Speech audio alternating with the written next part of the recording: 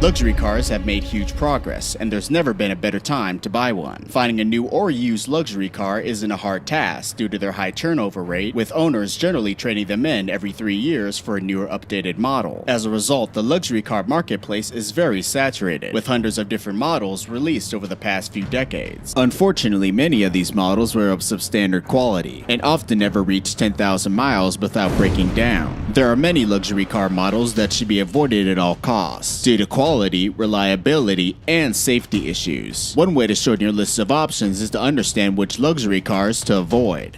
So here are the 7 worst luxury cars only stupid people buy.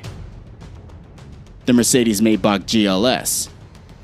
A 555 horsepower SUV that costs a whopping $162,000, and from a brand that Jay-Z raps about. The 111-year-old Maybach brand heritage is ripe for leveraging to customers who love automotive nostalgia done right. Finally, we thought something to compete directly against the really excellent Rolls-Royce Cullinan and Bentley Bentayga. Boy, were we wrong. The Mercedes-Maybach GLS falls into the unfortunate middle ground of neither fast nor truly elegant. It's far slower than the 750 horsepower, $219,000 Lamborghini Yaris, and not as old-world stately as the Cullinan. Sure, the first ever SUV from Mercedes-Maybach has a driving style as smooth as duck butter, and an elegant, technologically advanced interior that can feel alternatively like a spa or a nightclub. But so does the wonderful, more discreet Mercedes-Maybach S-Class sedan. In fact, once inside this SUV, many people forget that they're even in anything more special than an S-Class, until their eye catches one of those Maybach logos emblazoned on the car. The sad truth about the Mercedes-Benz Maybach GLS is that you have to have a bunch of logos to remind you that this car is special, when it really isn't. Also, the exterior of this SUV has been nuked from high orbit on social media for looking decidedly not special, with comparisons to Volvos and other less priced vehicles. With seating for only 4 in the most luxurious variant of the vehicle, despite its massive size, many wondered why, when the cooler S-Class already exists, why anyone would buy this vehicle in the first place.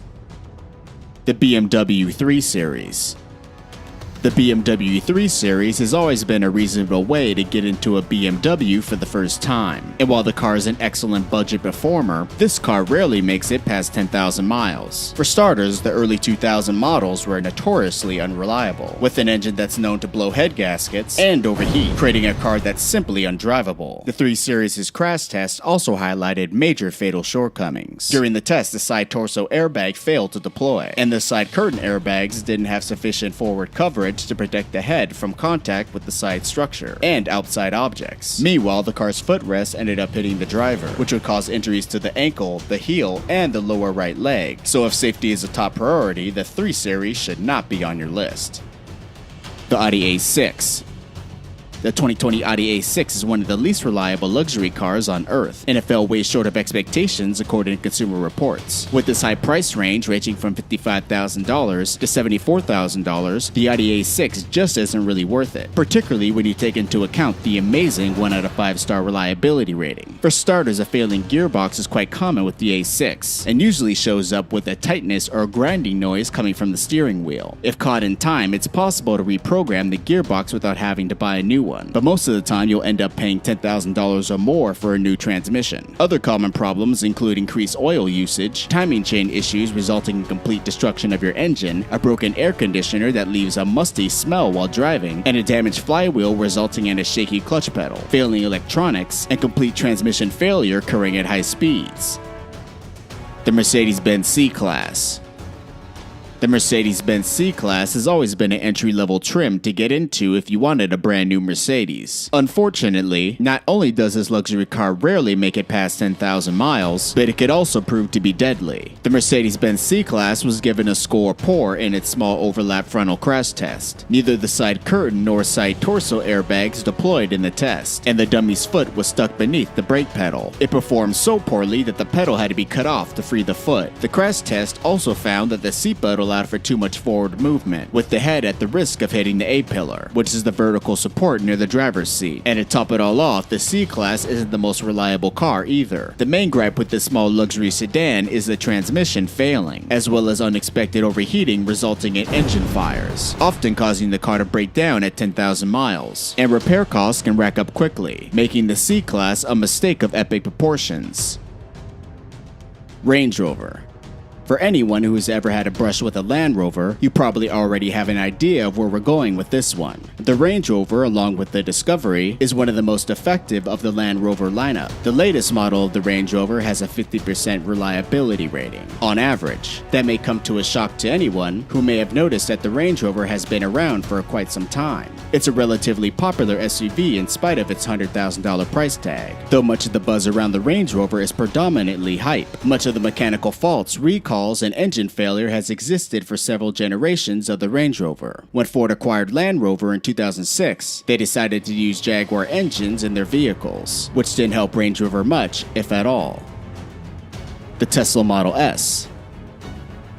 The famed Tesla brand has had a few hiccups in its sales over the past few years, partly because many of the features that were once options are now standard, which means the mechanical engineering is a bit more complex. Originally, the Model S came with the option of all-wheel drive and air suspension upgrades. Since these characteristics are now standard, this means the engineering process for each and every Model S is more complex than, say, a wheel-wheel drive or leaf spring suspension. Plus, we can't ignore the fact that all of Tesla's vehicles are meant to be state-of-the-art, with high-tech functions to bring in modern-minded buyers. However, all of these cool and hip features can come at a cost, mainly in the reliability department. What was once considered to be a highly dependable Tesla is now facing mechanical compromises, one that isn't keeping its latest owners too happy. The Alfa Romeo Giulia.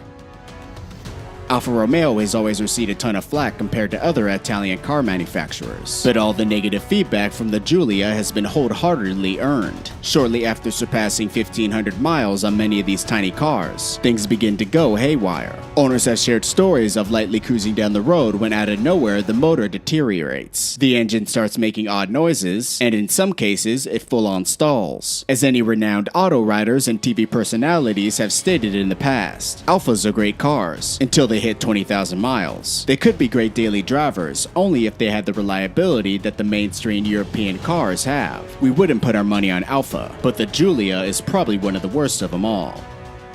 The Audi S4. Since 1994, Audi has been producing this compact executive sedan with over 349 horsepower and a 0 to 60 time of just 4.4 seconds. As good as this all sounds, and as aggressive as this car may look, this sedan can be very troublesome. For one, water leaks and drainage can be a bit of a problem with the S4. Water often pools in the cabin, originating from a faulty outflow pipe that is situated under the battery. This has a tendency to get blocked with leaves and other debris, which causes water to spill out into other areas of the car. Other fatal flaws include excessive oil consumption, defective brake lights, and a faulty automatic gearbox. The Jaguar XJ. The Jaguar XJ has had a traumatic history, and the continual shifting of Jaguar's ownership didn't seem to help sales much at all. In fact, under Ford, Jaguar didn't make any profits at all, which is why it was quickly sold to Tata Motors. So, each iteration of the XJ has been slightly different. However, the first generations of the XJ were the fault of the original Jaguar company. The result wasn't pretty. The exterior of the XJ has always attracted a number of buyers. The unexpected enthusiast may come across these luxury marvels thinking that the car is well made just because it's expensive. But sooner or later, buyers realize they dug themselves into a hole of no return. XJs in general are known to leave you stranded on the side of the road. Recent models have seemed to be better built, but many auto experts will argue that their price isn't always justifiable. No matter what year, you're gonna be burning money when you buy an XJ. The BMW 7 Series.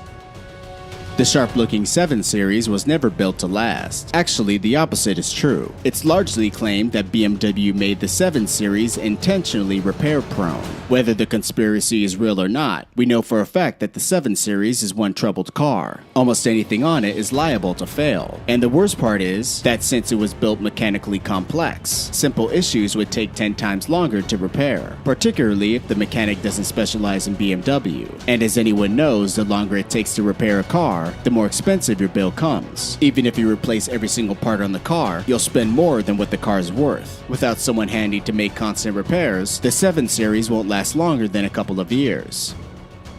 The Maserati Quattro Porte. The longevity of Maserati's cars has never really been a good selling point. The idea that high price equates to high quality engineering is a falsehood that Maserati will gladly perpetuate. Though the Quattroporte is claimed to be the least reliable of the manufacturer's current lineup, it's not too challenging to figure out why. Numerous customers have reported that this car has serious electrical glitches that hinder your ability to drive it anywhere. In many of those instances, the car has had less than 5,000 miles on it. It seems that this car is too far costly to drive. It isn't a worthy investment unless you're okay with not driving it half the time that you own it. The BMW 5 Series. BMW deserves a lot of credit for creating relatively well-made vehicles that have a good lifespan. From 2006 onward, the 5 Series has been considered BMW's least reliable line of vehicles. Many of the issues involve simple problems that will likely go unnoticed and create serious damage. For instance, some owners have experienced issues with the aluminum screws on the camshaft, causing the heads to break off easily and metal to spread throughout various parts. Others once were lucky when they found the true diagnosis. Regardless, the 5 Series cars do have a bad habit of leaving drivers with no engine mid-drive, which could be pretty dangerous. On average, those repairs cost about $2,500, but it's better to avoid the 5 Series altogether. The Volvo XC90. While the XC90 has cleaned up its act since 2016, we still don't recommend that you buy this vehicle, particularly since it's a luxury SUV that costs a bit more on average and consistently performs below average when compared to its competitors. Some issues include a number of electrical problems, including a low battery and failed alarm system. But it doesn't stop there. Many drivers have also lost power while driving down the road as well. What's really unnerving is how unsafe the X90 is, due to the high number of airbag recalls for the vehicle. Though the worst of them all is the brake failure that commonly occurred. Regardless, customers have higher expectations with Volvo, and the XC90 definitely didn't deliver. The Mercedes-Benz GLC. The Mercedes-Benz GLC doesn't come cheap, as you would have to part with $42,000 for a base model. It has a 2-liter inline turbo engine that produces 241 horsepower. The car can go from 0 to 60 in 6.4 seconds. The GLC has a 3-star overall rating when it comes to reliability. It may be a leader in design, and its interior may have that Mercedes-Benz finish, but looks don't make a car. The main issues that have been raised with the car are the brakes and the suspension. There have also been reported mechanical problems with the steering and the power equipment. Well guys, those are the 7 worst luxury cars only stupid people buy. If you guys like this video, give it a thumbs up. Also, if you like what you see at the channel, subscribe and put post notifications on. You could also follow the channel on Instagram at Modern Muscle YT. I'm Jeff from Modern Muscle, and I'll see ya next time.